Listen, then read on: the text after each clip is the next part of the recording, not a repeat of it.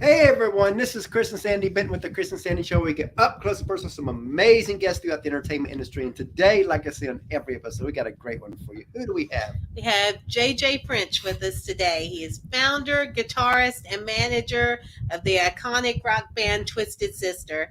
He also has a new book out called Twisted Business.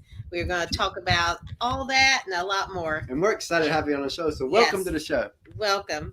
Thank you for having me. And I can't wait to get out of the freezing cold in New York and get down south. Yeah, it's not too bad. Yeah, it's like 77 degrees here. Yeah, 70 something. I know. You have a wind chill factor of 68. I don't need to hear that, right now. It's gonna be 18 degrees tomorrow night. Okay. And tomorrow we're supposed to be 80, ain't it? Oh, shut up. Yeah, shut up. Yeah, somewhere in there. Now, granted, we live in Savannah right now, but we're eventually moving to Nashville, so we won't have the same cold you have, but we'll have a lot colder than we are now. Yeah, but the music scene is hotter than hell in Nashville. I mean, Nashville is one of my favorite cities. And for those people who don't go to Nashville a lot, do you guys go to Nashville a lot? Last year was our first time going, but we went 4 times last year. Well, let me just tell you, I've been going to Nashville for 30 years. Mm-hmm. The change in the last 3 years has been mind-blowing. I mean, if you only know Nashville from 3 years ago, you don't know Nashville. Wow. Because what you guys are familiar with is not what I saw back. Yeah. I mean, not even up to 3 years ago. Because 3 years ago, those gigantic towers that are everywhere were not there 3 years ago. Wow. I mean, on Broadway, which obviously, you've been on. And you've been to Roberts, correct? You've been to Roberts? Yeah. Which is like, the greatest.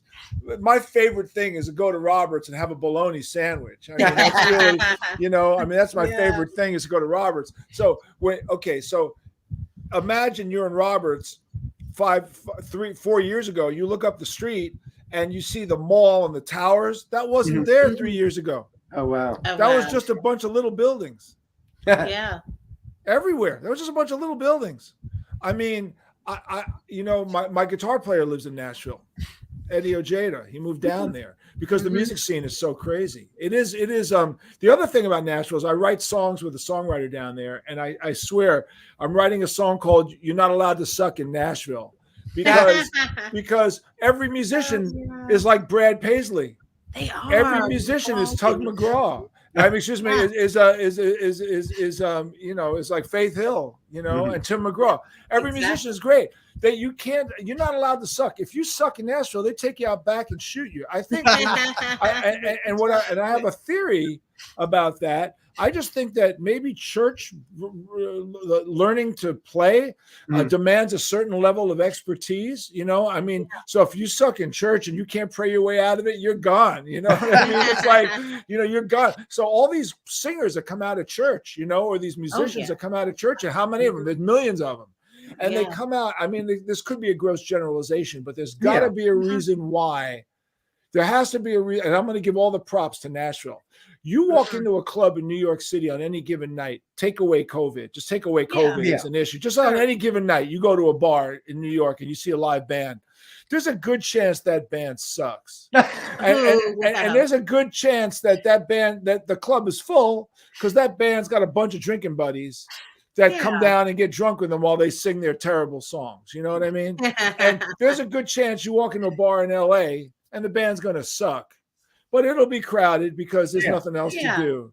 But you walk down to a bar in Nashville and you see some of the greatest musicians playing in the windows of these bars. Yeah, I love that. We love that. In the windows. I mean, I've never seen a bad musician, not even at the airport, in the TGIF at the airport where they got like brother and sister duos playing. Right. They're all freaking amazing, so. And we never, before we went to Nashville, we never knew about the window. That was one of the coolest things. We have a crazy and story, the very first night was in Nashville last year. We'd never been there before, we're walking down there. we're in front of Honky Tonk Central. Mhm. We've got our Right. little daughter and our it's at that time he was 9 years old. Yeah. Little boy, and we're at the light at Broadway and right there in front of Honky Tonk. Right. And a drummer in Honky Tonk hand a drumstick to somebody, said, go give it to that little boy out there. And it was happened to be our son. So we Yeah. felt that was the coolest It's like, thing. oh, that's so cool. But that's because not he what loves was the music. craziest thing that happened. So he gets it. He's excited. So we walk across the street and we're listening to the band play in front at the Dierks Bentley Road because of the Whiskey window. Row. And we're sitting there listening. And little Chris is just with this thing. He's just like bobbing along, all into the music. 'cause And he's a then huge music fan. The girl on singing looks down, sees he's got a drumstick, jumps down, says, how would you like to play drums with us for a song? So here it is. First time at Nashville. First time on They Broadway. put him up, they pull him through the window, Yeah. put him on stage.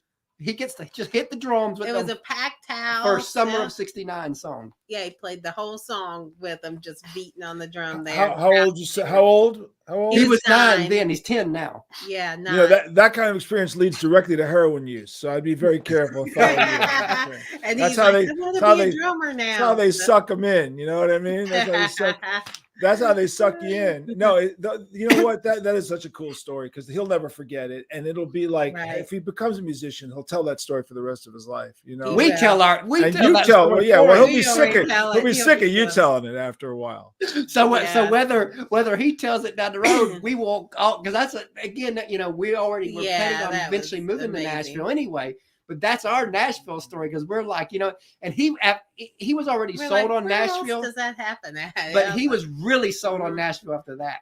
Well, the last time I was there at Roberts, Mhm. there was a guitar player that was just mind-boggling, you know, and he's in the window, right? Yeah. And he's like maybe 25, 26, and he's like Brad Paisley. He's just insane. They all Yeah. play Telecasters, which are very difficult guitars to play, and they all learn how to play them. And I walked up to him and I said, I just want you to know that I don't know if the rest of the people here appreciate what you're doing, but I do. Oh, And I wow. want you to know that. I said, you're amazing. And he goes, that's the Wow. problem with this town. Everybody is amazing. And he goes, They are. and we can't get enough work.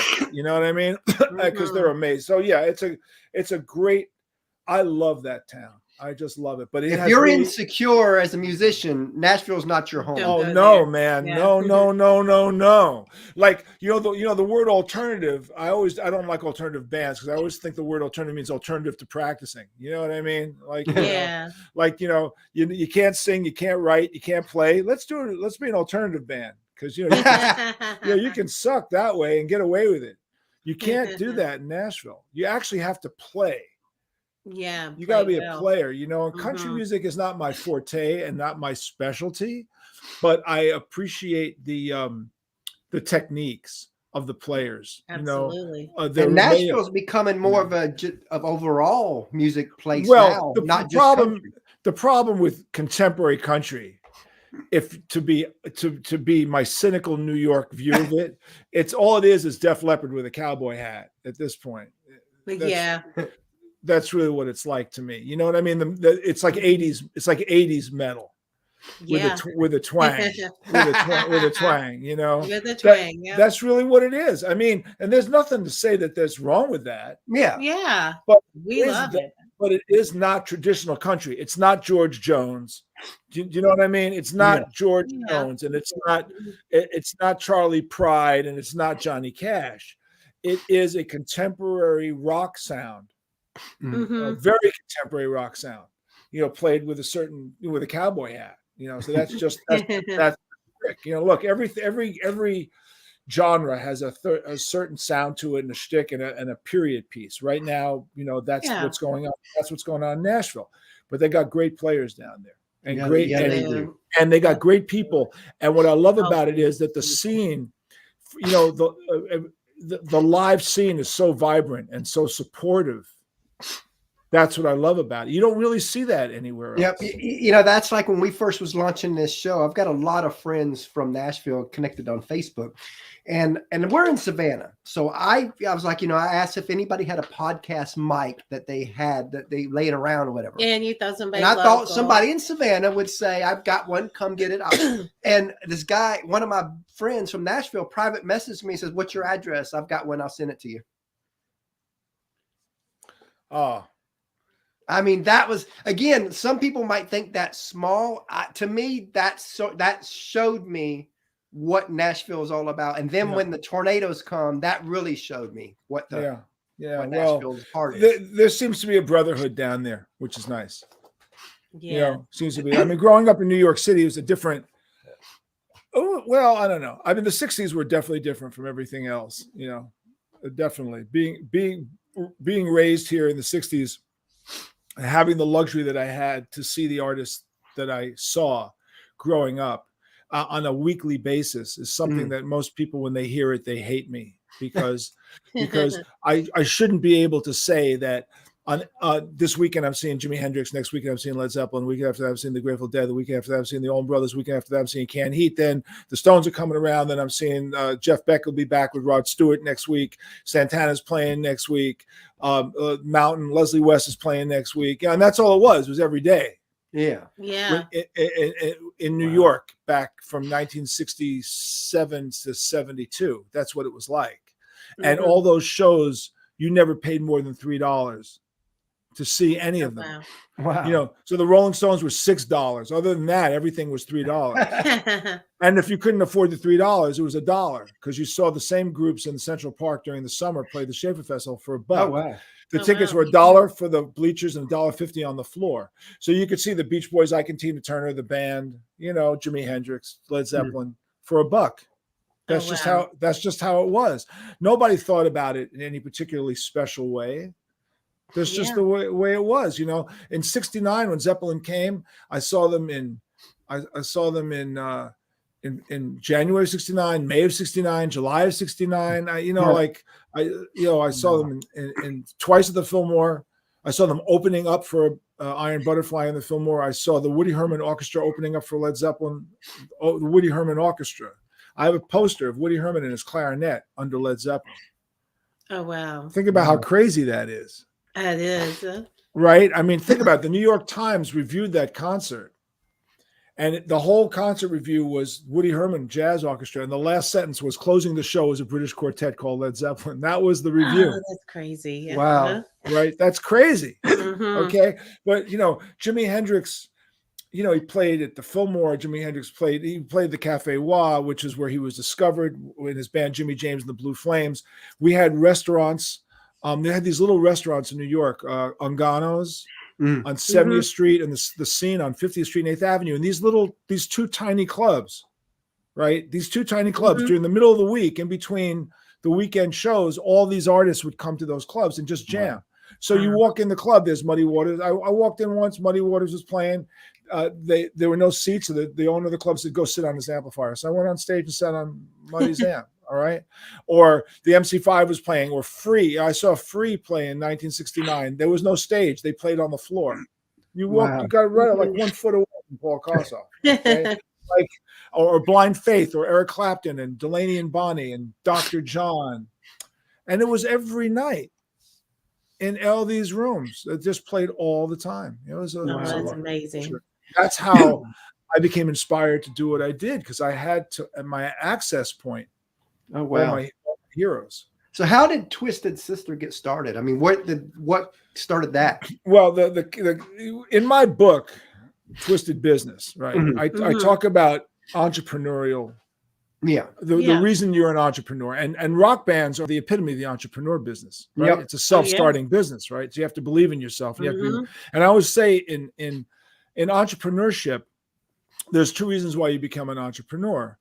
And one is that you came up with an idea that nobody in the world thought of, and you want to risk everything that you own in your life to bring it to the world. Like you risk everything, right? That's number one. Or number two, you want to improve an existing thing that's out there because you think you've got something that you want to improve on. You want to prove it to the world. Well, nothing says improvement more in the entertainment business because there's plenty of bands before us. There's plenty of actors before you. So what you want to do is you want to bring a new thing to the party. You want to improve upon it. Yeah. So Twisted Sister was a creation in my attempt to improve the New York Dolls, who existed and were awful. And I used to go see them all the time because I knew them. And I would go see them, and I would come home every night going, God, that's like the worst band. They look amazing, but they're just absolutely awful. Now, there's a lot of, romanticism around the Dolls. There is a lot. And I understand that some people want to deify them. However, I will say for the record that there's no deifying a crappy band. They were a terrible group who happened to look really good and have a really great attitude. Yeah. They had a good punky kind of attitude before punk was punk, right? They had a good screw you, up yours. This is what we want to do. I appreciate that. But, David Johansen, the lead singer, has gone on record as saying they sucked. And I'm not going to argue with the lead singer. They sucked. In fact, I've seen them so many times I can't even begin to tell you because they wound up on the same circuit that we did. But they reformed about 10 years ago. And they played a set at John Varvatos, which is what CBGB's turned into, a John Varvatos clothing store, and it was all studio musicians with David. And guess what? They were really good because they had guys who could play.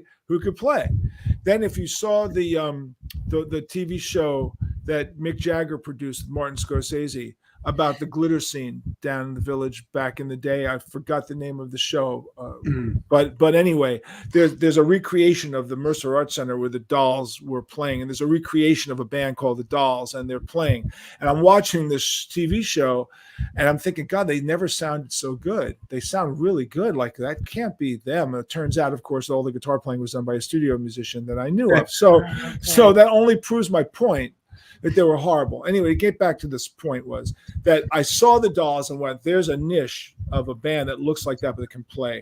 And I had been transforming myself from a Grateful Dead hippie Allman Brothers fan, to a glitter guy. And it happened in 1 month. The whole scene changed in 1 month. Wow. It really did. One month. It's kind of like when the Beatles hit in January of '64, it changed the world, right? Like that one Ed Sullivan thing just changed the world. So when Bowie's album Ziggy Stardust came out, that came out around September of '72, and that's changed everything. So I got 3 albums with a subscription to a magazine called Fusion.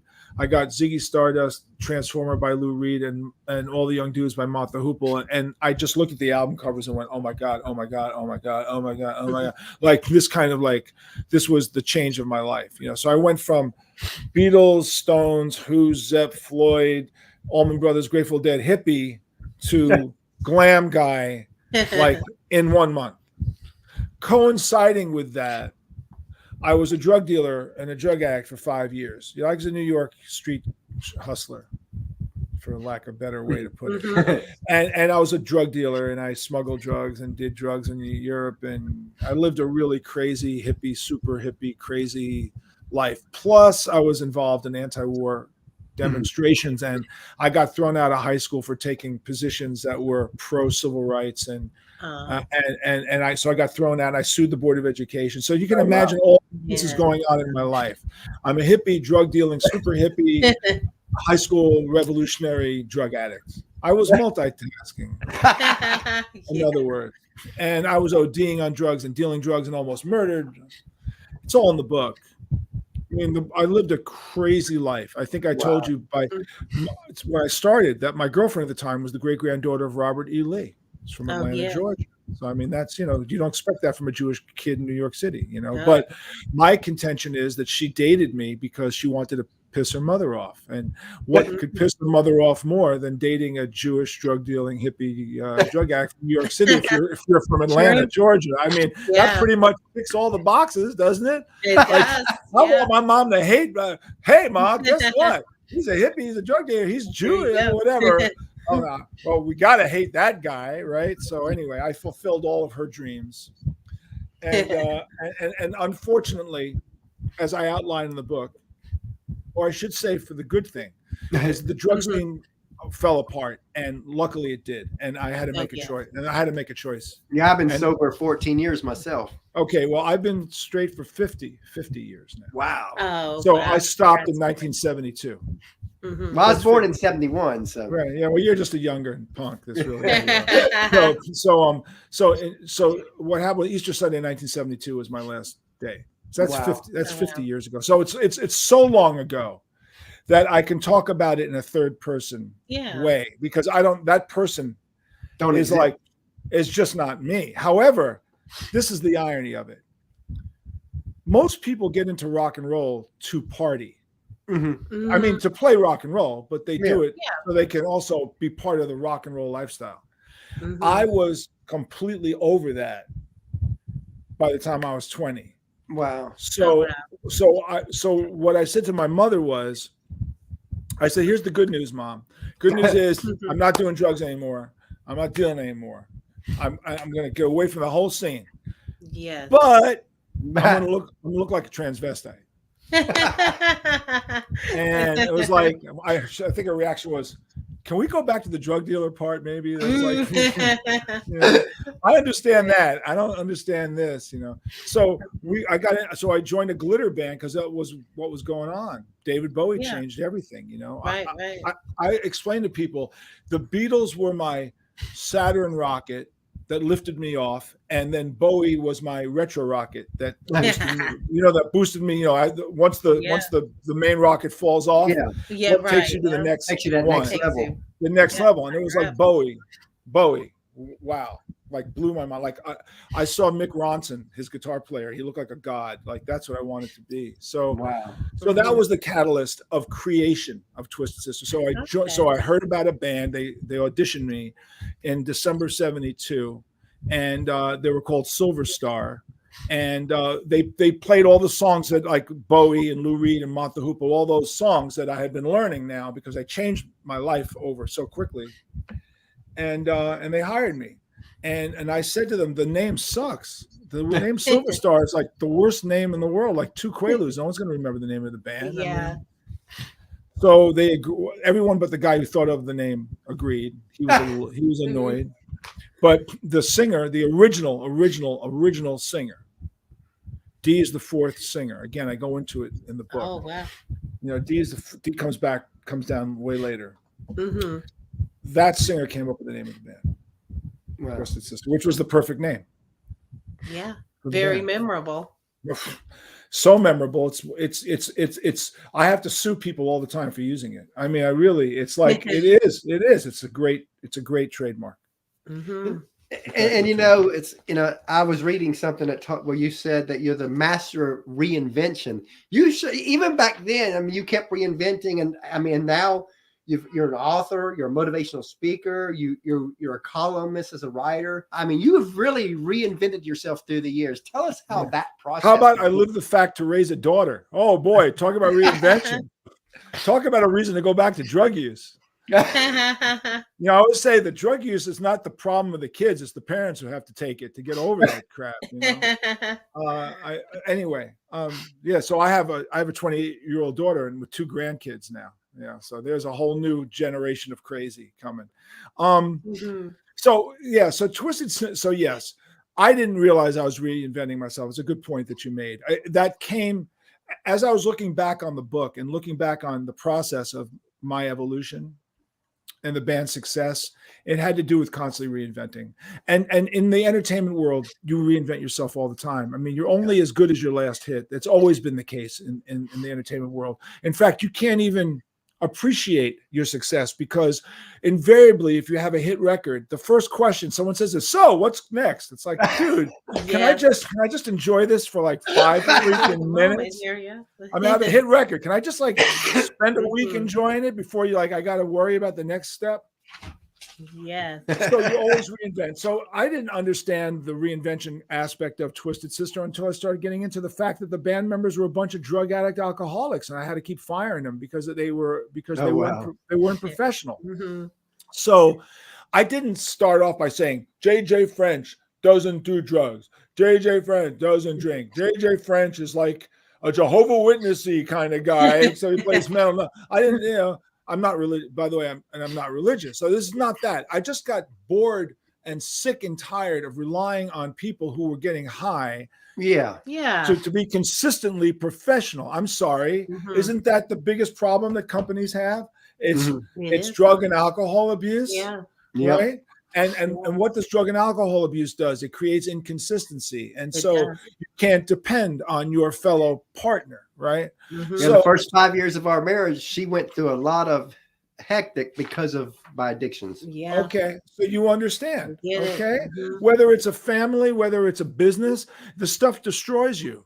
And it just destroys everything. And so I had the audacity to think that a rock band is no different from any other business, which is there's no room in this business for that kind of behavior. I'm sorry. I said, if you want to go out and party on your time off, you do it. But if you do it in the confines of this business and you don't show up for rehearsals because you have to get over being high the next day, or you don't remember your stuff because you're high, or you're doing a bad show because you're high, if that's the problem, I don't want you in my band. You can't be in my band. You can't be in my band. So in the book, I described, the first crisis was the original lead singer, who was an alcoholic, pulls a loaded gun out on the drummer, who was a methadone guy in a bar fight. I'm 22 years old. The band been together 2 years. I walked in on the scene with the singer holding the loaded gun at the drummer. I thought I was walking into a murder. I thought I was going to be a witness to a murder, because don't give a drunk guy a loaded gun. I'm sorry. Is there something wrong with that theory here? I don't think so. So to the singer's credit, he threw the gun down. They got in a fist fight. That's good. And we realized that he had to go because his behavior wasn't going to work anymore. So the original guitar player and him, he left because they had like this kind of thing, this Mick and Keith kind of thing, this dream. Two of them. So we had to replace them with like two other guys. And the problem with the two other guys we brought in, that they were methadone addicts. That was the problem. And cocaine addicts. That was the problem with that. Wow. And then I describe in the book that got really bad, and that band lasted. The singer lasted 9 weeks, and he just never showed up again for another gig. I took over singing, so now I'm the third lead singer of the band. But I can't sing, and I say in the book, God created Bob Dylan so I could do cover material. You can't screw up a Lou Reed song unless you sing it on key. That's it. If you sing a Lou Reed song on key, you go, you messed up that song. It doesn't sound as bad as it should. You have a problem with that. And I love Lou Reed. Let me tell you, I love Lou Reed and Bob Dylan. Maybe it's because I can't sing. I love those guys. I love them, as opposed to Bono, who I can't listen to at all. I can't. I mean, I like you too, but Bono just sounds like a seal that wants to be fed a trout. Like every time I hear Bono, I hear, and I want to throw him a trout, But anyway, so in the book we detail all the transformations and the reinvention, because every time you bring new people in, you have to kind of change your approach.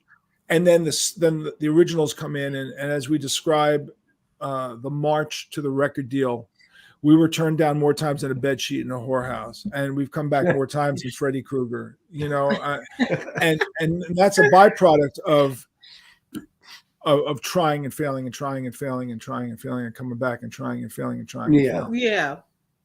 Well, we've probably launched in our 19 years of marriage over 100 business ideas that all failed. Yeah. But they were but we learned what not to do. And we learned this, we learned that, we learned this. And then we just start this crazy show, January of 2020. And then we had to reinvent the show a couple of times because the show started as an up and coming country artist show. Because he had all those Nashville contacts. All my contacts were in Nashville. So that's where we started. And then COVID happens. And I'm watching the whole entertainment industry get shut down. I'm like, we just went all out. We interviewed left. It's just everybody. And then within the music industry. And then about September, I was having a hard time booking some people for music because they were starting to get gigs again because COVID was starting to release at that point. And I was like, well, man, I got so used to booking people all the time on this show. What am I going to do? I was like, I wonder if the acting world would take us in the way the music world has. So I opened the door and started reaching out for actors. And next thing I know, we end up with Ed Asner on the show. Oh yeah, that really. And that one kind of opened the door for a lot of other actors and actresses and all that. So now we're an entertainment interview show, not just the country music interview show. You see that? It's interesting how it all works that way, isn't it? You know, and it was kind of like by accident, because there's no way you could have determined that COVID would have altered your life. No. And COVID altered many lives in ways that most people don't even understand. Most of my friends in not in the performance aspect of the business, most of my friends in other aspects of businesses thought the world ended with COVID, and it turned out they had the best years of their lives. I had friends in the upholstery business. They thought their life was over. They had the 2 best years they ever had, because people were sitting home going, I got an ugly couch. I need to redo my couch. Like, you know, all of a sudden they're selling like material like it's going out of style. Or my friends in the home building business, or my friends in the, you know, we watch all those HGTV shows, because, you know, because that's what you do in COVID, you know, with your wife. Right. Now, you have to understand that in New York City, when we watch those shows, there's a little bit of cynicism that comes into play. Yeah. I mean, here's a house that's in Alabama, and it costs $173,000, and they put up $25,000, and 6 weeks later they got the Palace of Versailles. And I'm looking at this thing and I'm going, on what planet? In New York City, $75,000 buys you a bathroom and maybe buys you some sushi pieces left over. Like maybe. I said 6 weeks is 1 permit in New York. That's just to get a permit to do something in New York. New York, everything is so ridiculously expensive. But the point being is that Nashville is turning into expensive. Nashville is turning exactly into that. Let me tell you something. A friend of mine told me that the top price for the most expensive condo in Nashville right now is $40 million. That is New York City crazy. Well, what's happening too, I've got some real estate friends, and they say what they're dealing with right now is you got people from LA and New York all wanting to move to Nashville, because they still want they want to get away from the big cities because of what COVID did, but they also still want a major city. So Nashville seems to be the right fit. And all that. And so what's happening is people are coming to Nashville and they don't want to have to bid. So the house is $400,000. They're like, I'll give you $700 to take it now. And it's causing all this friction. So people who are in Nashville can't afford to bid against that. So all the people, because if you're in LA or New York, $700,000 is that's like a down payment on their house, not a whole house. Right. No, 100% right. I mean, my guitar player moved down there 3 years ago. He said to me his condo's gone up 3 times in price. Wow. He got in at the right time, you know, for doing that, you know. So that's really crazy. So anyway, the guitar business, they thought it was going to collapse, went through the roof, because people sitting home playing guitar, you know, people sitting home. So a lot of businesses that people thought were going to just tank. Now, all my friends who were performers suffered. All the bands suffered. They had to get creative. Like, we've got a friend of ours that lives in California, and what she did is she created the truck bed concert. You pay her and she comes out to the road in your house, and she has all her instruments in the bed of her truck, and she does a concert in the road at your house. That's great. This has been a very innovative period of time. It has. For people. And you know, Twisted, we stepped away in 2016, so we did not have to endure the defeatism of not performing, but we license our music, and our songs are licensed. They're amongst the most licensed songs in the history of heavy metal.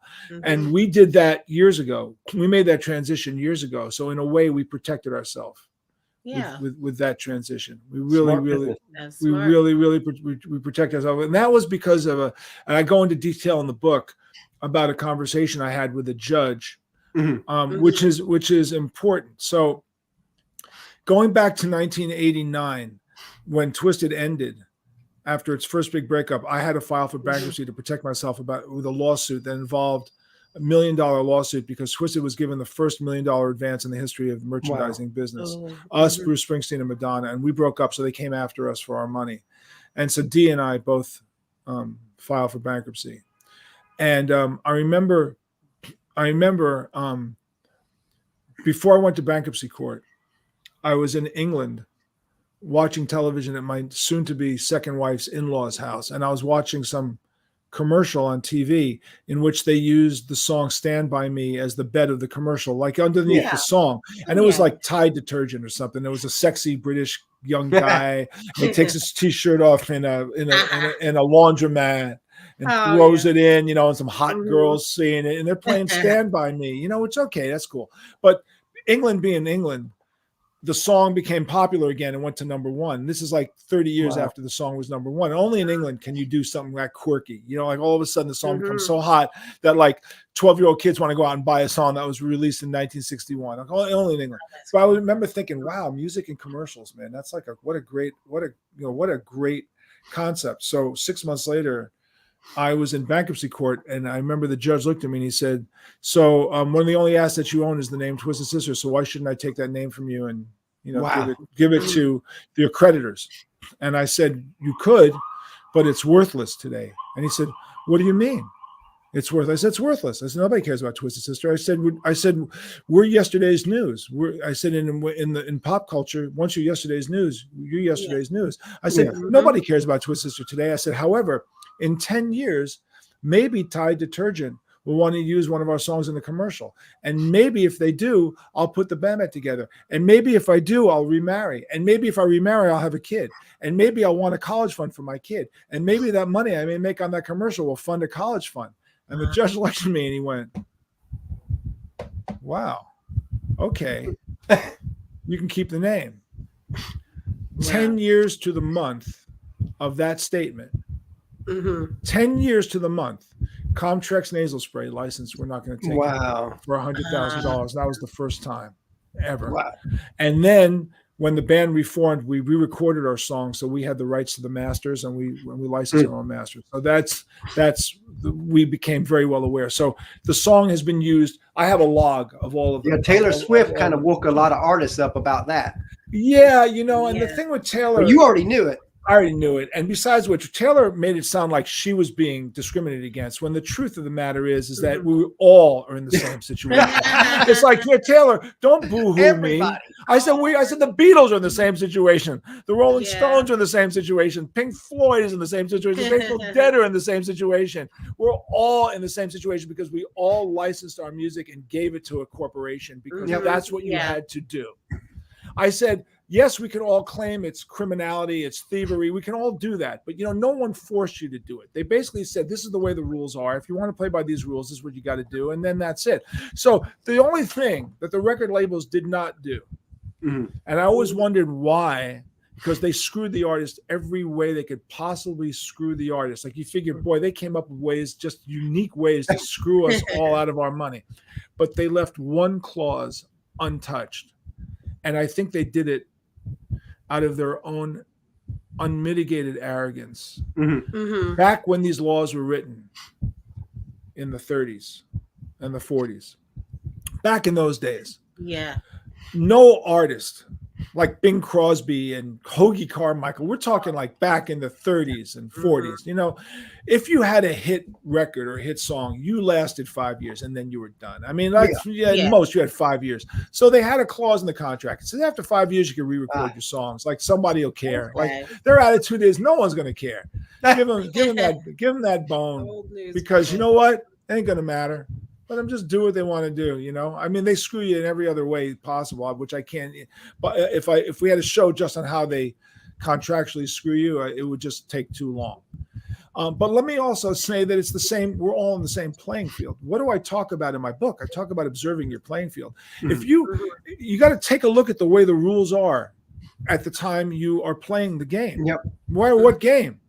You play on those rules, and that's the way it is. I mean, they asked the quarterback, Josh, what's his face, who lost, the Buffalo Bills, who lost in overtime, because of the overtime rule. The 3 minute they got the touchdown they got a touchdown, and they didn't get a chance to get the ball back.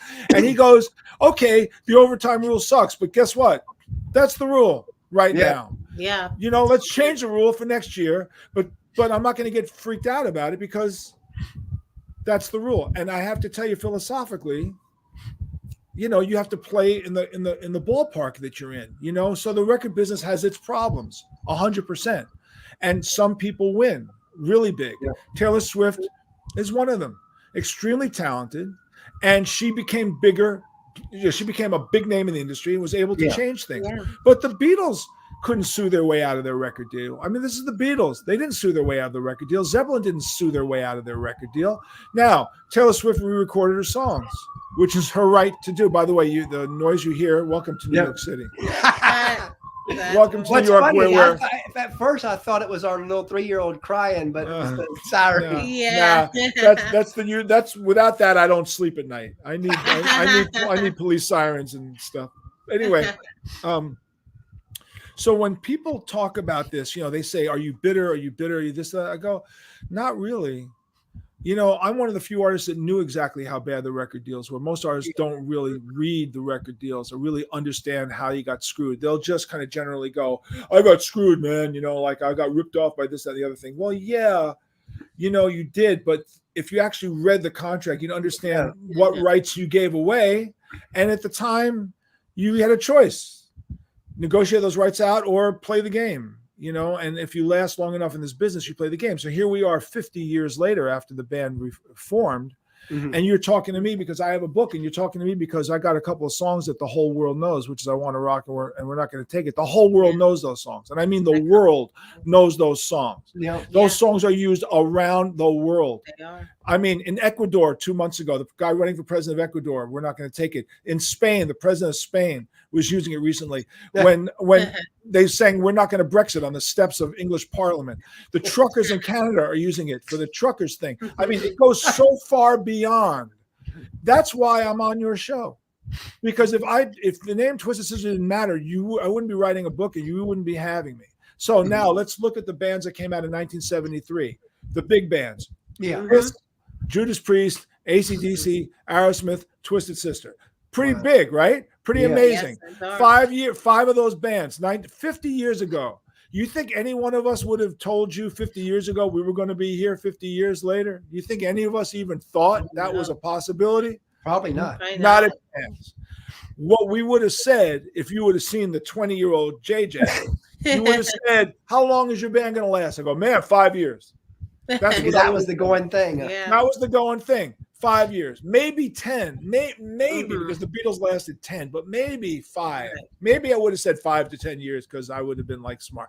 Here I am 50 years later, right? Now, what's the difference between Judas Priest, AC/DC, Kiss, Aerosmith, and us? Here's the difference.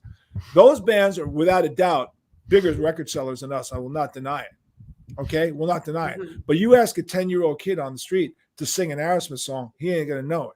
Ask him to sing a Judas Priest song, he's not going to know it. Ask him to sing a Kiss song, he's not going to know it. Ask him to sing an AC/DC song, we're not going to take it. The kid's going to sing the entire song, we're not going to take it.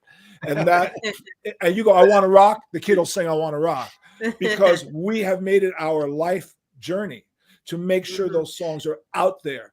People say to me, "They're everywhere." I go, "Yeah, they're everywhere for a reason." Wow. I can't afford for it to not be everywhere. I got to make sure every year another million songs get dumped into the pile of songs. Oh, yeah. I got to make sure we're out there. Yeah, New York keeps going up in prices and taxes, so you got to keep that money coming. Thank you. I didn't say that, folks. Chris said that. That was Chris's comment from Savannah, Georgia. JJ didn't say that. From the South.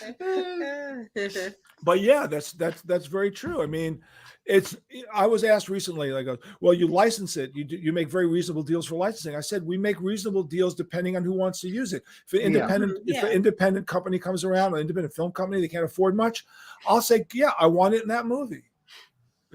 I will encourage it. I want it out there. It's important to our legacy that is out there. Wow. Super important to our legacy." I'll definitely love that.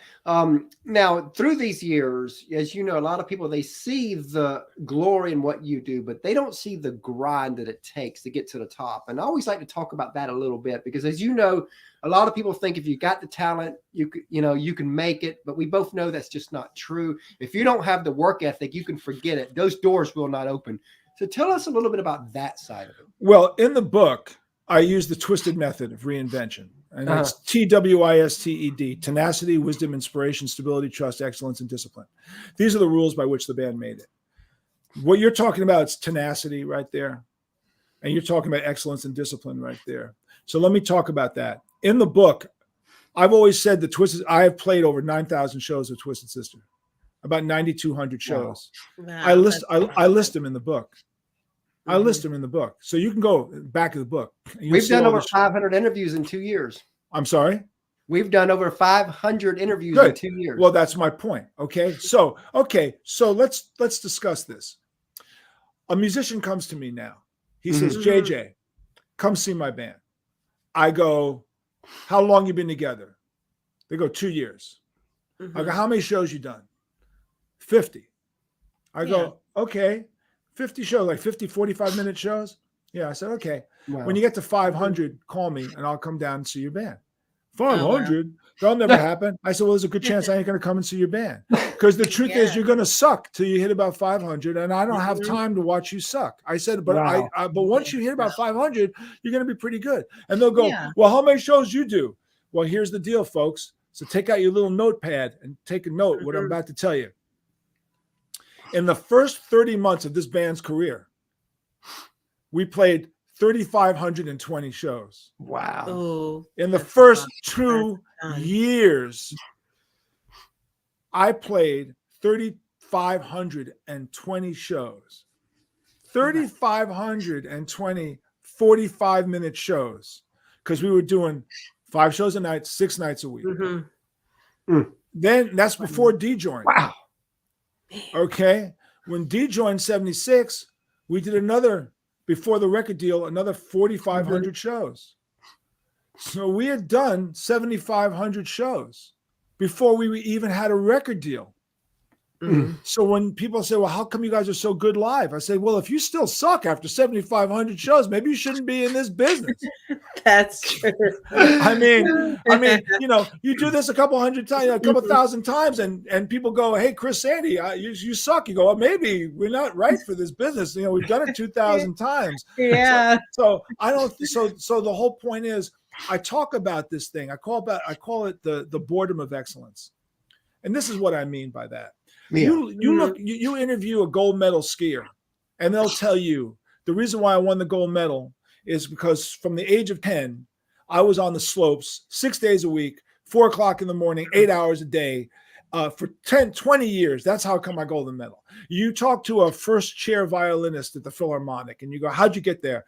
Well, when I was 10, I had to practice 8 hours a day, 6 days a week, after school, blah, blah, for 20 years. And that's how I get it. I go, okay. So what you're saying is you put in ridiculous amount of time that the average person would never do, because the average person would never do it. That's why they get paid the big bucks and do it. And you're sitting home on your ass, you know, with a cable TV remote, which is fine. Totally fine.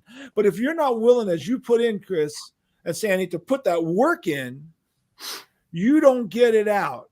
So, and it sucks to put that work in, and it's boring to put that work in. I call it the boredom. I call it the boredom of excellence. It freaking sucks. But you either have the capacity to do it over and over and over again, or you don't. You know the cliche, they say that insanity is when you do the same thing over and over and expect a different result. I completely disagree. Exactly.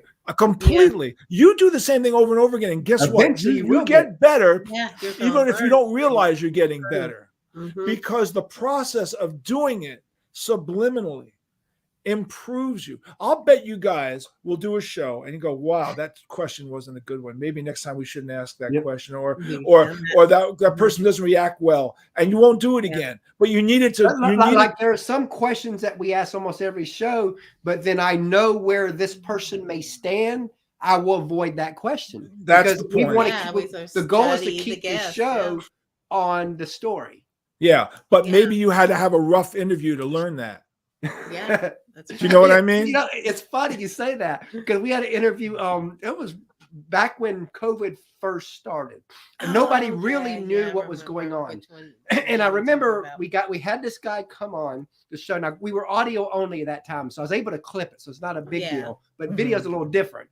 But we had a guy come on, and him and his brother just got in an argument about COVID. They're both for extreme sides. He was on the side that everything should be shut down for a year or two if you had to. However long. His brother was on the other side that nothing should be shut down. No restrictions. No restrictions. So he gets on the show and rants for 10 minutes about this story. And I'm trying to guide it back. No, It took me 10 minutes. Well, after it was over, I pulled that audio up, clipped that part out, and then reloaded. And then you said to yourself, I got to pay attention to these kinds of things. Yeah. Right. See, I am the easiest interview in the world because all you got to do is press play and I can just go off. Yes, absolutely. You know, I can go off and tell you stories all day long that people want to hear. That's the difference. They're entertaining stories and it's stories that people want to know. But I'm also an interviewer. So I know that. I have my own podcast. Oh, wow. So I have the same issues you do. So I'm either interviewing people or being interviewed. Right. I just finished being interviewed 5 minutes before I hooked up with you guys on a podcast where technically they lost my interview. I had to redo it again. Oh, wow. That's why we like live. You know what? You know, I know some people, you know, a lot of people don't like, I've had people tell me I couldn't do live. I have to be able to edit and all that. I'm like, I like rawness. I like and I don't want to edit to be. I mean, there's been a few times like that one guy I've had to, but for the most part, we're raw and authentic. Well, listen, people know that. That's why my book did so well. That's why the first printing sold out. I was very open in my book. I told the whole story, all the good and bad parts, you know, because good, bad, and ugly. You have to. Yeah, that's what you know. I mean, you actually really have to. If you want people to believe you, if you want people to pay attention to what you have to say, then you got to be honest about what happened to you. So if I just said, "Oh, everything is great, everything's groovy," no, man, there was a ton of bad stuff that happened. I mean, like I said, you know, look. Here's the thing. People say to me, "How did you process all of that rejection? You know, how did you process that rejection? You were rejected so much, and you know, rejection comes with the territory. And young people don't know how to process rejection. They get all hurt. I get rejected 200 plus times a month." Reaching out but again, I get rejected like that because I ask way more than that. Okay, well, yeah, that's the point. So again, you know, so what I say is that I kept diaries for 15 years. Wow. And then many years later, I went back to my diaries and read them. The diaries were set up on the day that my mom died in 1974 because when my mom died, remember that situation where I told you that the singer pulled the gun out on the drummer and was going to kill him? Mm-hmm. Well, my mom died the week after that. Wow. And my girlfriend who I was in love with and I broke up the week after that. So it was three things in a row. Tough. That was very, very, very, very tough. And I spiraled into a very dark depression. Mm-hmm. And because I had stopped doing drugs 2 years earlier, you would think that I had you would go back to the drugs to help you get through it. And I didn't. I was steadfast. But I also should have gone to a therapist, which I did not do. Okay. But I suffered severe depression. I didn't eat for like months and I didn't sleep. I got down 149 pounds and nobody recognized it because, you know, you're a glitter rock star. You're supposed to be thin and emaciated and look like Keith Richards. You know what I mean? You're supposed to look like that. But I couldn't sleep. I was so depressed. I contemplated suicide. Wow. And then I came out of it about 8 months later. I woke up one morning and I went, wow, I feel good. Like, why do I feel good today? I shouldn't feel good today. I'm sure tomorrow I'll feel bad again. And I didn't. And I came to the conclusion that unless you are depressed, clinically depressed, your body has a natural healing cycle like it does with a cut on your hand. Mm-hmm. And it just so happened it went through a natural healing cycle before I did something stupid to myself. But I started keeping a diary on my mother's funeral, which was December 10th, 1974. And I kept that diary going for 15 years. And what that diary showed me in the whole history of the band's club days was every time adversity occurred, how did we handle it? Like I used to keep I documented my mental state and documented what was going on with the band, but never went back to read it. Just said, today, blah, blah, blah happened. Today, da-da-da. Today, I feel like this. Today, and then finally, 15 years later, I started going back and reading. And had some aha moments. And I had some aha moments. And I said, first of all, a diary is one of the best things you can do because if you keep a diary and you track your real emotions and you get over some bad stuff, you will give you confidence that you can get over other bad stuff again. Yeah. Once you know you can do it, you feel better about the fact that you can do it. Okay. So like, yeah, so you may get rejected, but you know you're going to get another one. And you know that's just going to make it better. And you know what? Even Johnny Carson didn't get everybody that he wanted to get. I mean, it just so happens that that's just the way it goes. So here's the point. So Twisted Sister would get a rejection from a record label, right? Yeah. And it would be depressing.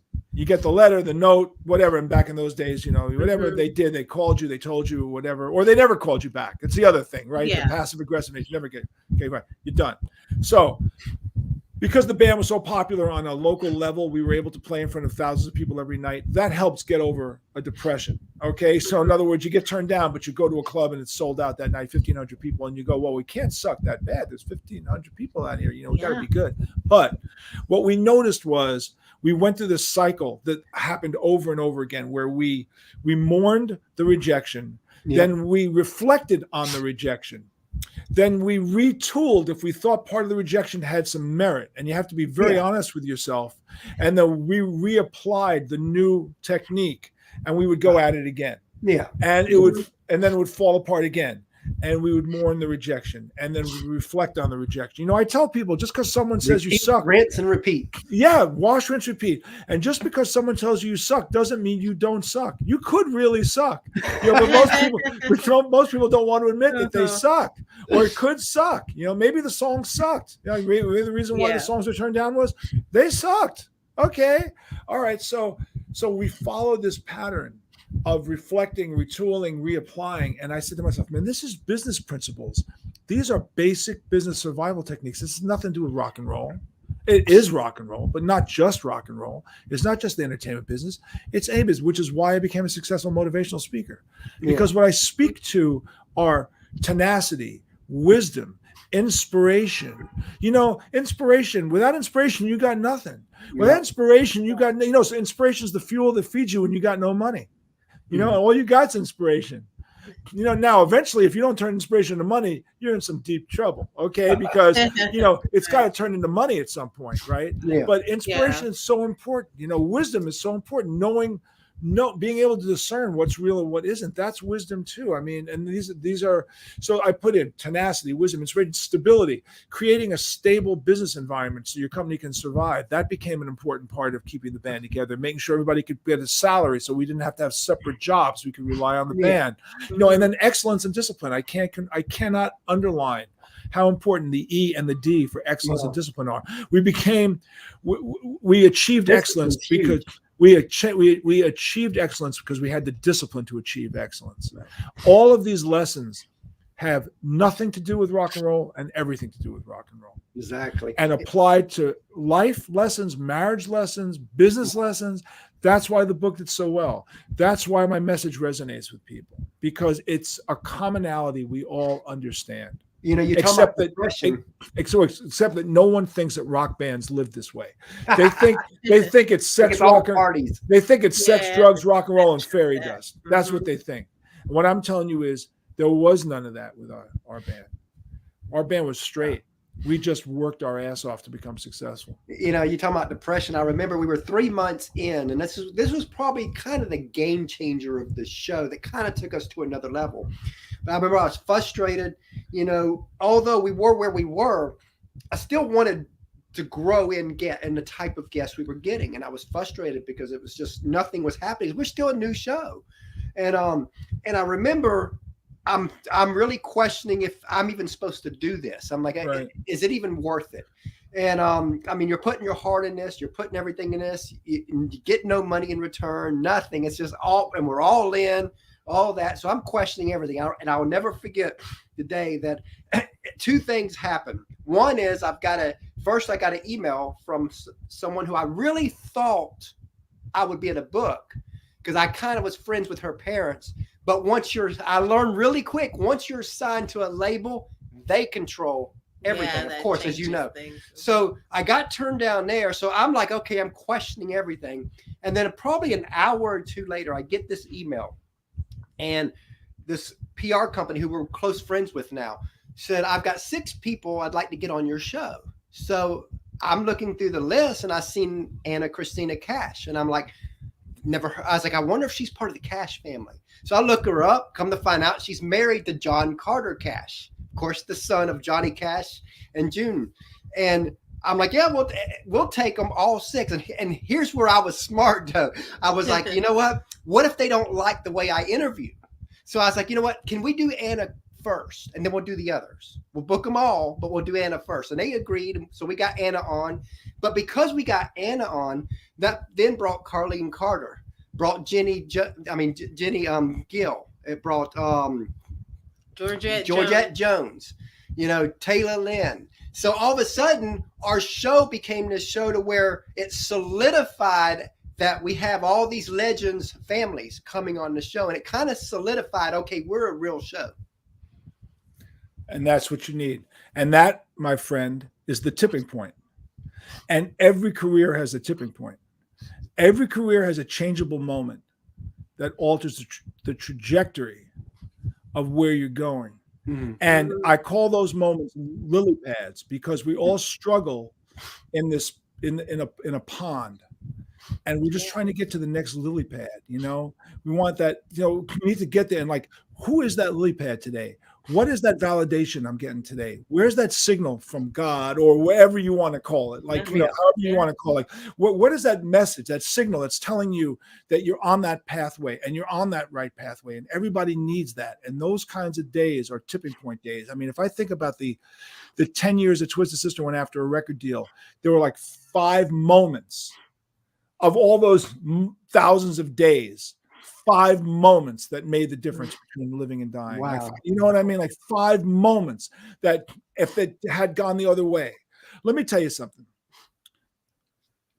Michael LaMonaco is a name you may not know. He's a celebrity chef. Mm-hmm. Mm-hmm. And he owns a restaurant called Porterhouse in New York. It's a steakhouse. It's one of my favorite restaurants. But Michael LaMonaco used to be the head chef at Windows on the World on the 110th floor of the World Trade Center. Okay. Mm-hmm. And he's a good friend of mine. And this is a story he tells me. On September 11th, he's going to work, 110th floor in the World Trade Center. In the lobby, his wife calls him. She says, "Pick up your glasses before you go upstairs. There's an optometry. There's a glasses store in the lobby." Right. Mm-hmm. So he's walking in the lobby. To the right is the elevators to go to the 110th floor. Mm-hmm. To the left is to go pick up his glasses. Right. He makes a left to pick up his glasses. Planes hit, and that's why he's alive. Wow. You understand? Yeah. That's why he's alive. Because he made a left decision instead of a right. No story I can tell you says more about fate than that story right there. Yes. You make a left, or do you make a right? Pick door number 1, pick door number 2. Those moments in life, I get, that just really gets me. Those moments in life. Johnny Cash came to get our autograph one night. Oh, wow. You know this? Can I tell you the story? Oh, yeah. Please do. We love Johnny. Hold on 1 second.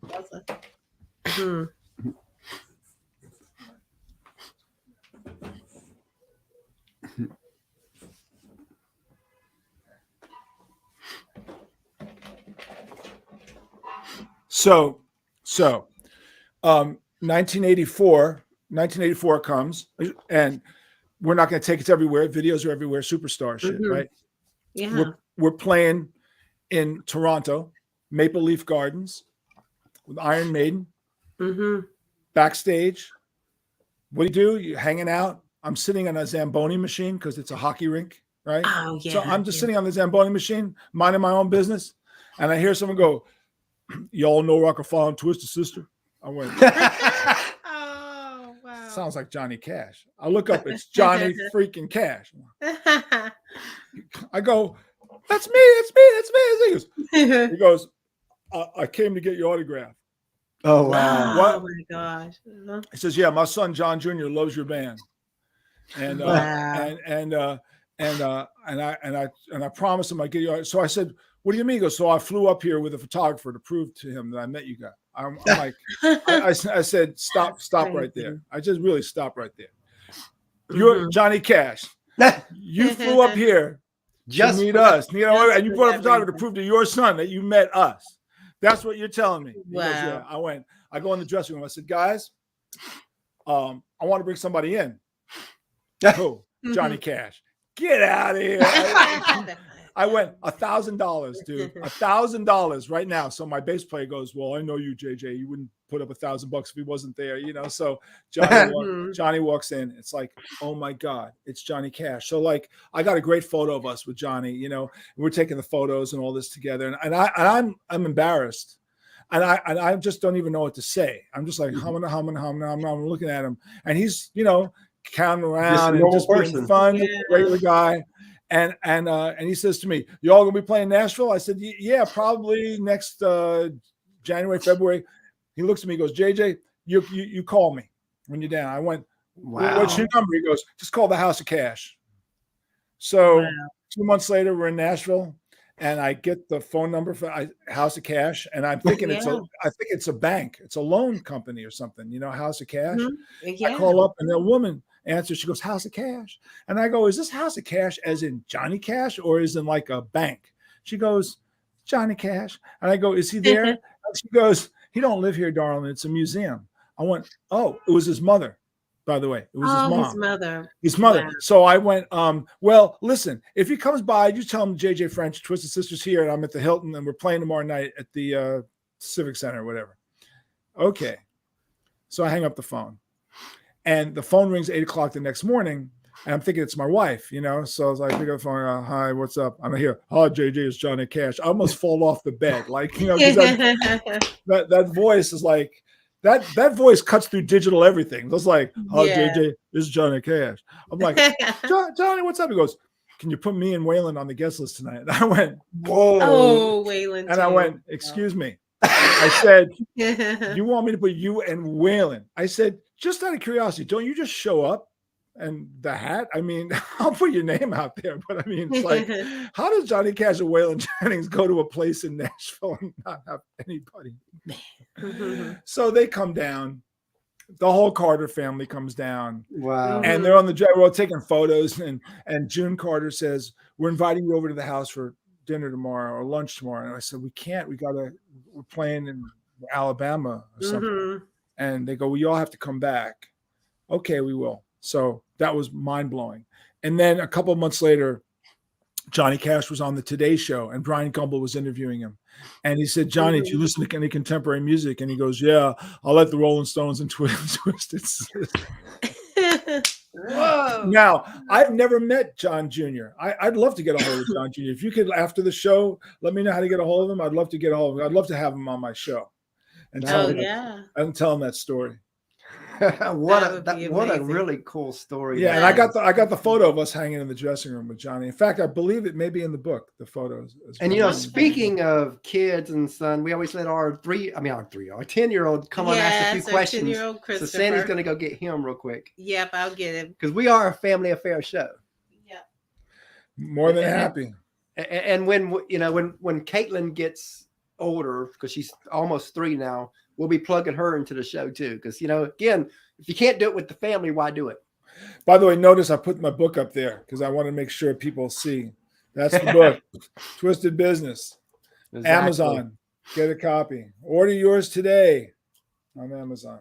Love it. And I love it how you have reinvented yourself so much to where people would think one thing about rock bands, and then they meet you and they're like, whoa.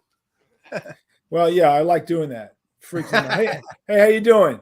Doing good. What's up, man? You're not wearing a Twisted shirt, though, so you got to leave the set right now. Sorry about that. Oh, hi, JJ. So what's your favorite food? I'm sorry? What's your favorite food? Favorite food? Oh, what's my favorite food? Oh, I'm sorry. Depends how much money I have in my pocket. If I'm broke, I'll take a hamburger. If I'm really loaded, I'll buy sushi. It depends. I love sushi. I love Italian, actually. I love a good burger and a good steak. You know, I'm pretty much across the board. I don't go to someone's house and say, I'm gluten-free, vegetarian. I only eat, pressed Brussels sprouts. That's not me. I love everything. I love fried chicken too. Why? What's your favorite food? Mine is pizza. Oh, well, you know what? New York City, we got a lot of pizza in New York City. We got the best pizza in New York. We got the best pizza in New York City too. One day you come to New York and I'll take you to a great pizza place. Yeah. And you'll never eat pizza again. You'll never eat chain pizza again. Ever, ever, ever. He loves that idea. Yeah. Yeah. So what music do you listen to? What do you like? Country music. Cool. Yeah, because that was like, again, we went to Nashville and he was loving Nashville. Oh, that's right. Loving I it. told Yeah. him the story that, Really? Yeah. that That's a when he great was on story. stage. Yeah. Huh. That is a great story. He said one day Yes. you'll probably be telling that story to everybody. Probably. Yeah. Do you want to be a musician? Yeah. Oh yeah. Don't. Yes. Don't. No. Stay in school and learn how to code. Yeah. Huh. Or become like the world's greatest video gamer and you can make billions of dollars. Who would have thought that, right? Whoever would have thought that? I mean, because when I remember when I was growing up, get off that video game because it ain't going to ever make you money. And here it is now. You got people getting rich playing Super video rich. games. Yeah, but when the band we playing in the bars back in the 80s, Pac-Man had just come out. Uh-huh. Space Invaders and Pac-Man. Like that's like ancient. Pong. Do you remember Pong? Uh-huh. I mean, that's like ancient stuff. I'm sure you don't even know about that stuff. He don't. No, he doesn't. Cool. All right. So who's your favorite country artist?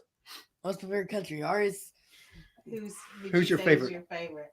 Probably Toby Keith. Oh, Toby Keith is great. Yes. My singer appeared with Toby on a Celebrity Apprentice show. Huh. Oh, wow. Oh wow. Yeah, I think he did. So yeah, that's cool, man. I'm glad you like that stuff.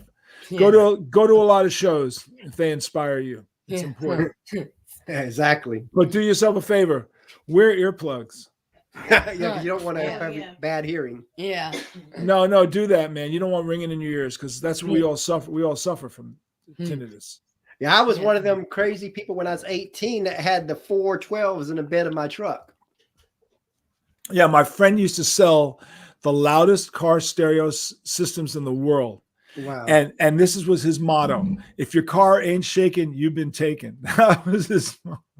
Yeah, because I remember because in Savannah we have a loud radio law, and I remember I got pulled over one time, and the officer came up to the car or truck and says, "Look, I normally when music's a little loud, I normally don't give tickets for that." He says, "But when I'm a block behind you going 45 mile an hour and my mirror shakes, I have no choice." Well, listen to that. When I was learning how to play guitar, Uh-huh. and I had my first big amplifier, I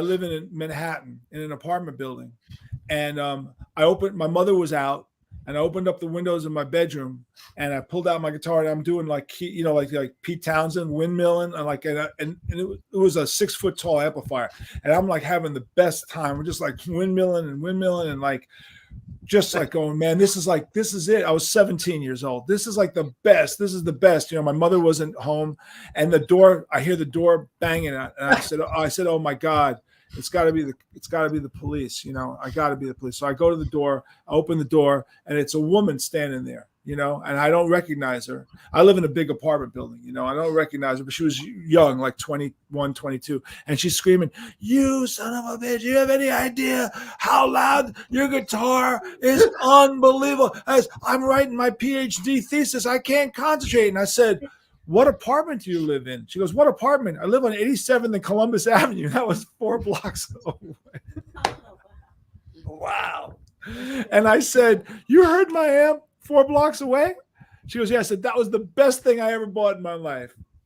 So you can imagine what the people in the apartments heard. Oh God, yeah, they hated me. I killed the entire Canasta team in my building over those years. Yeah, I had people out there who used to get really upset in the neighborhood I used to live in. And again, I would never do this now, but back then, I was 18. I've got this loud thing, and it 2 a.m. in the morning, and I'm coming home, and people would tell me that their pictures would fall off the wall. And I had people so mad at me. So you, Chris, were a hellraiser back then, is what you were. Yeah, so a lot of people who know me now, when I tell them stories, because I went through 19 years of addictions. So, this persona that I have now of who I am today is nothing what I used to be back in the day. Thank you. So we know. Now, let me ask you, when you listen to music, what is your name, by the way? Oh, my name's Christopher. Oh, Christopher. Okay. When you listen to music, you listen to speakers or headphones? speakers. Just speakers. Oh, so he has a stereo system, like how big? When we're driving around and stuff, and also from his phone. But and I know we used to buy stereo equipment. Yeah, back in those days, that mattered. People don't do that much anymore. Yeah, I mean, I have an SUV. It's an older SUV that one day down the road, when he gets older, I want to still turn it into a show truck, and I think that would be something we and him could do together. Okay, well, just don't speed. Exactly. Yeah. This is the parental advice from the guitar player in Twisted Sister. Do your homework, stay in school, don't speed. Who is that guy? That's not what I expect. Expect the unexpected, right? Expect the unexpected. Listen, man, thank you for having me on the show. I really do appreciate it. It's definitely our pleasure. So tell everybody how they can find you. Well, I'm located because of social media everywhere. So it's at JJ French Twitter, just JayJayFrench. JJFrench.com is my site. There's TwistedSister.com. I can be reached on Facebook. Twisted Sister is a Facebook page. And here's the best thing. If you want to email me directly or hire me as a speaker for your company, you can reach me at this email, which is askJJ, JayJay, askJJTS, like Twisted Sister, @gmail.com. AskJJTS@gmail.com. So you can reach me that way. You can reach me at JJFrench.com. You can reach me on Twitter. There's so many ways you can do it, but I look forward to it. And I love doing motivational speaking. I mean, it's really what I really love to do. I love having my podcast, which is the JJ French Connection, Beyond the Music. What's funny? I got a story about motivation before we let you go. Go. When we first married, I was one of them that was so deep in motivational speaking stuff. That was one of my ultimate goals, to be a speaker. And I was so deep in that, and she was so deep in the music that when we married, we had an issue. I only wanted to listen to motivation stuff in the vehicle. She only wanted to listen to music. So we had to compromise. We learned real fast that she didn't like everything and I didn't like everything, because I was one of them that if your automobile was not the Motivation University, then you weren't serious about any business you're in. That was what my thinking back then. But I've come to compromise with her back then. And now I'm so grateful I did, because not only do we still get to speak, I still get to do what I love to do. Like with our show, she gets her music part, and here it is. Because we both compromise, we're able to then now combine our passions into one. Well, that's a very important thing, because I believe in collaboration. Mm-hmm. That's what a rock band is about. It's collaborating. There's a cliche, and it says, you'll go faster if you do it alone, but you go farther if you do it together. Love it. Okay. Love that. And it's true. Ahmed Erigan from Atlantic Records gave me some great advice years ago. And, he said, success is easier if you don't mind who gets the credit. If you know how to sublimate your ego, you can go much faster. That's a very tough thing to do. It takes real maturation to be able to understand that. But if I didn't let D be D, you wouldn't be knowing about me either. I hired him. I brought him in. He was a songwriter. He always wrote great stuff. I wasn't a songwriter. Without him, I am nothing. So I created the business model. He created the creative model, and it's all about collaboration. It's very, very strong. You're much stronger together than you are apart. Remember, you can go faster alone, but you go farther together. Exactly. Yeah, and we've took up a lot of your time, and I could go all day long when we see, especially you start getting on the motivation stuff. I'm like all that, because I still believe in all that, but I also believe in balance now, because I just like when you bring on one thing I've learned is I was so head into that I became not relatable, but now because when you get more balance, you become relatable to everybody. Yeah, well, this is a very humbling business to be in the guest speaking podcast business too. You get to hear a lot of stories, and you'll hopefully you pick things up, because everything is a learning experience. Exactly. Every conversation. Listen, here's the truth. This is what I believe. On any given day, you can have a conversation that can change your life. Yep. Yes. On any given day, without even realizing it. But if you don't get your ass out of your house and walk out your door, you will never have that conversation. Yep. You have to be a social animal, and you have to be prepared to open yourself up. But on any given day, you can have a conversation. I've done it. That's happened to me so many times.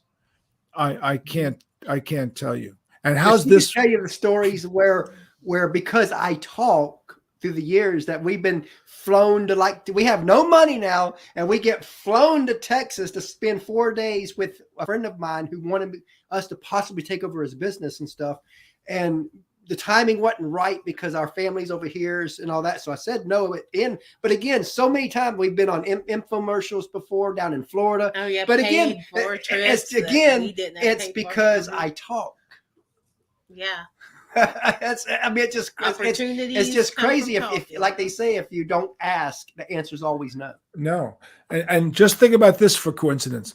My wife, her ex-husband, and me have the same first and last name, completely randomly. Wow. Completely Well, she randomly. didn't have to remember a new name, did she? No.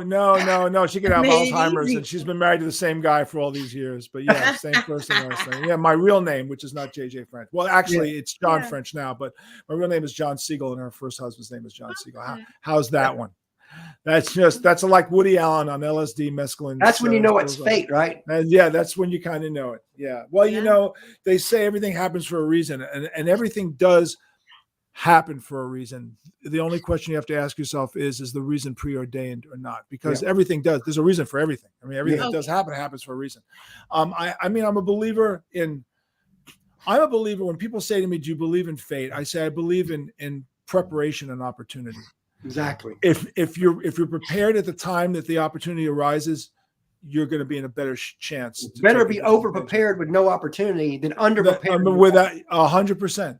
You got it right. And when we start talking like this, Chris, then yes, this is motivational speaking stuff. But we as speakers, this is what we believe in. And this is the information we have because we're talking to somebody that day that needs to hear what we're saying.